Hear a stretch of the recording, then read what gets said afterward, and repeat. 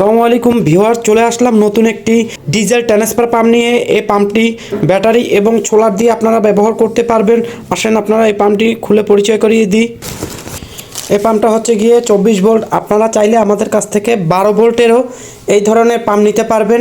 এই পাম্পটার সাথে থাকছে গিয়ে দুইটি ক্লিপ আকারের ক্যাবেল। এটার থেকে আপনার ব্যাটারিতে জয়েন দিয়ে সুইচের মাধ্যমে অন অফ করে আপনারা তেল, পানি, ডিজেল, পেট্রোল এই ধরনের তরল পদার্থ উত্তোলন করতে পারবেন।